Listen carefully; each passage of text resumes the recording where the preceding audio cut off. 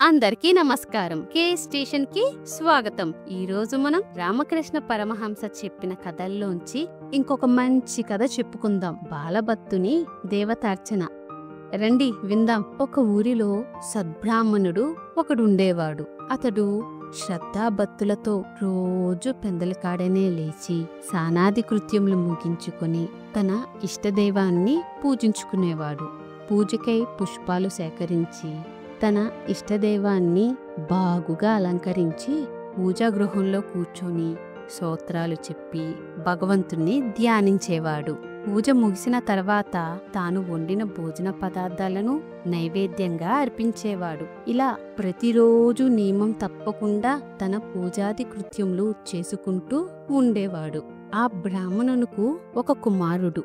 తన తండ్రి నియమనిష్టలతో ప్రతిరోజు చేస్తుండే పూజ అతనికి కూడా అలవడిపోయింది. పూజా సామాగ్రిని సేకరించడంలో అతడు చాలా ఉత్సాహంతో తండ్రికి సహాయం చేసేవాడు. ఇలా ఉండగా ఒకరోజు ఆ బ్రాహ్మణుడు వేరొక ఊరికి వెళ్ళవలసి వచ్చింది.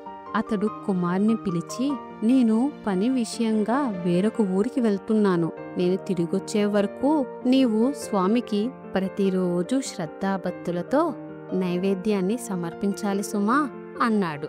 అలాగే నాన్నా, నీవు చెప్పినట్లే చేస్తాను అన్నాడు కుమారుడు.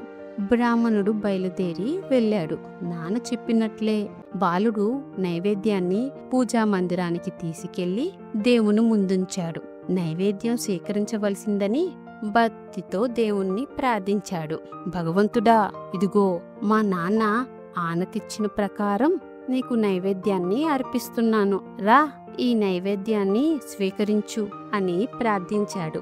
తర్వాత కొంతసేపు మౌనంగా కూర్చున్నాడు. ఇదిగో దేవుడిప్పుడు నైవేద్యాన్ని ఆరగిస్తాడు అంటూ ఎదురు చూససాగాడు. కాని ఎంతసేపైనా ఆ విగ్రహం నైవేద్యాన్ని స్వీకరించటం లేదు కదా. కనీసం మాట్లాడడం కూడా లేదు. కాని ఆ పిల్లవాడు కూడా తన పట్టుదలను వదల్లేదు. దేవుడు తన పీఠం నుండి దిగొచ్చి నైవేద్యం పెట్టిన పళ్ళెంల దగ్గర కూర్చుని తింటాడని ఆ బాలుని దృఢ విశ్వాసం. కాని ఆ దేవుడు దిగి రావటం లేదు. ఓ దేవుడా, ఇంకా ఆలస్యం ఎందుకు? వేడిగా ఉండే నైవేద్యం అంతా చల్లారిపోతుంది. తొందరగా రా, ఈ నైవేద్యాన్ని ఆరగించు.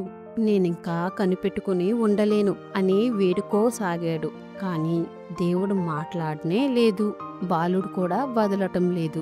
భగవంతుడా, నీవు నైవేద్యాన్ని ఆరగించేటట్టు చూడమని మా నాన్న నాతో చెప్పి వెళ్ళాడు. మరి నీవు రావటం లేదే? మా నాన్న నీకు నైవేద్యాన్ని అర్పిస్తున్నప్పుడంతా నీవు ఆరగించుచుంటివే కదా.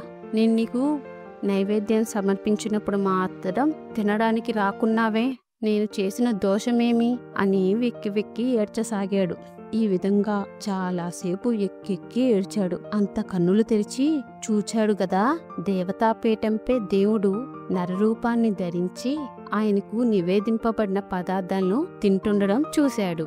బాలుడు ఎంతో ఆనందం పొందాడు. నాన్న తనకు అప్పగించిన పని సక్రమంగా చేశానన్న తృప్తి కూడా కలిగింది. బాలభక్తుడు ఈ విధంగా తన దేవతార్చనను ముగించుకుని పూజాగృహం నుండి బయటికి వచ్చాడు. వెంటనే ఇంటివారు, నాయనా, పూజ ముగించావా? దేవునికి అర్పించిన నైవేద్యం తీసుకురా అని చెప్పారు. ఏ త్రోటుపాటు లేక బాలుడు, అవును, దేవతార్చన ముగిసింది. నేనర్పించిన నైవేద్యం అంతా భగవంతుడు ఆరగించాడు అన్నాడు బాలుడు. ఇంటివారందరూ నివ్వెరపోయారు. బాలుడు నైవేద్యం సమర్పించడమేమిటి, దేవుని దాన్ని ఆరగించడమేమిటి? బాలునికి మతిపోయిందనుకున్నారు ఇంటివారు.